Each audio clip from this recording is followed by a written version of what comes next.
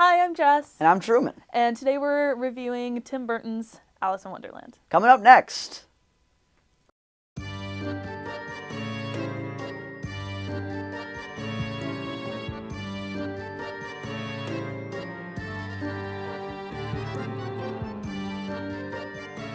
So, 2010's Alice in Wonderland tells the story of Alice, who's kind of now an older person, and it's established it's the same one from the original animated film. But she's kind of gotten older. She's being betrothed to someone that she doesn't want to get married to, and so then she gets kind of lured back into this world of the Wonderland, and she's kind of seeing it as a lens through her own struggles, and she has to kind of go on a little quest, kind of tumble through a bunch of weird wonder stuff as you do in these kinds of movies.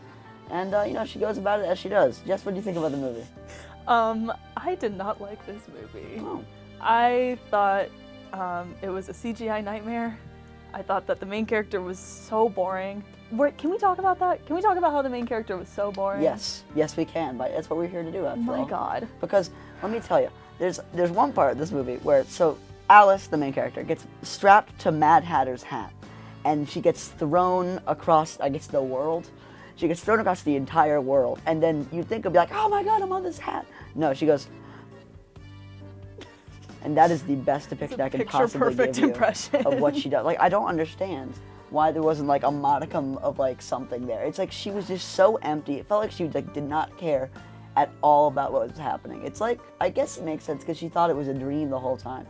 And she kept saying, oh, it's my dream. It's my But dream. so I guess she's behaving as you would if you knew you were in a dream and you're like, I'm just waiting to wake up at this point. But like, I feel like that's not good for like a movie. I thought it was kind of a failed version of Tim Burton's whole like dead-eyed main character thing. You think about like Wednesday where Jenna Ortega's just straight-faced the whole time, but it Right. didn't work with Alice because she's being put in this insane world and she just totally straight-faced the whole time.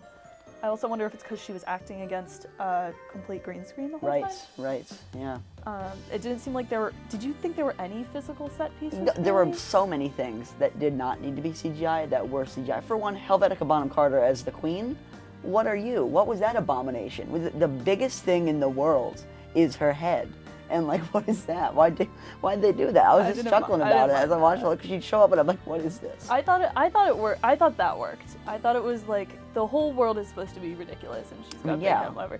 I was creeped out by the talking dog. That was terrifying. I was fine with the talking dog.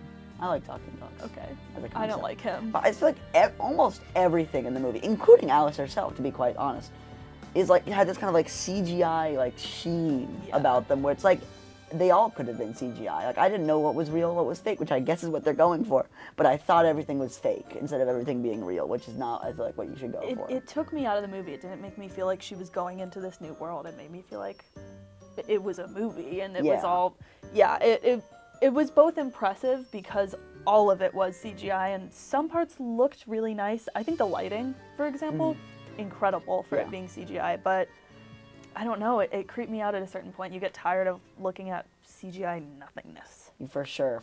I did like some of the fun little acting performances that happened. I don't know if I agree with Johnny Depp's choice to give the Mad Hatter a different accent every 5 seconds. I did not enjoy that. That was like what I imagine living with me is like. I didn't enjoy it. And then the Cheshire Cat was just the Cheshire Cat. I enjoyed that. I feel like that was pretty faithful to what it already was.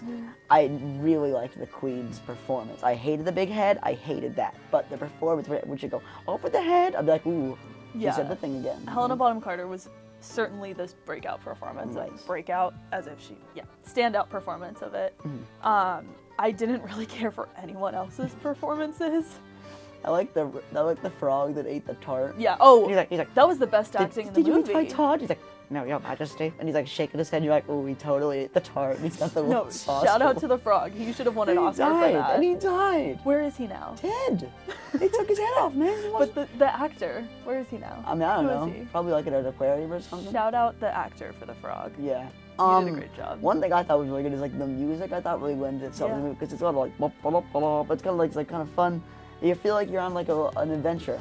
Yeah. Which, is what the movie is. That's pretty cool. I agree. I think the way it worked with some of like this, the way it worked with some of the set pieces and like the, how like everything seemed to kind of, in a twisted way, kind of have, it's like order to the chaos, right? It's like the whole thing is like, it's a crazy world, but then there's also all these people that are demanding that it work to the way that they feel it should be. Exactly. Like you have the, you know, the queen with all the card people and everything has to be perfect. And you have the white queen, which is a different person that I wasn't aware of before this movie.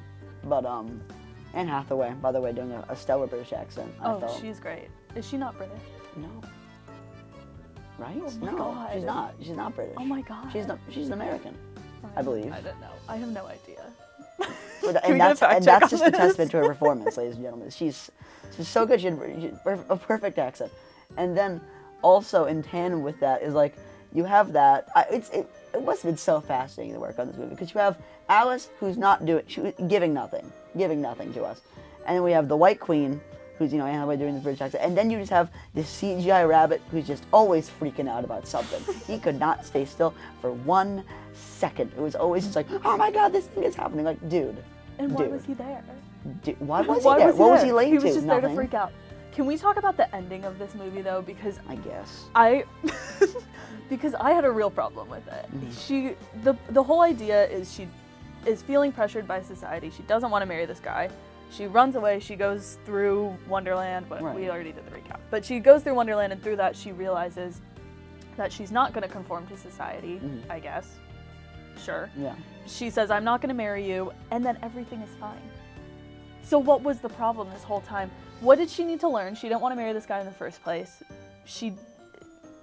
Everything just ended up fine for her. I wish there was some kind of consequence. Well, it is her dream. So, I mean, I guess. But the whole movie her dream? See, what I thought you were going to talk about, which I really didn't like, is I thought the way she was going to get rid of the Jabberwocky was like some fun, fantastical, like, it is my dream and I can do whatever I want. And I choose to make you friendly or something and like have some wacky way. But nope, she cuts his head off in the most brutal thing you have ever seen. It's all on camera. His head just goes right off. It's just whoosh.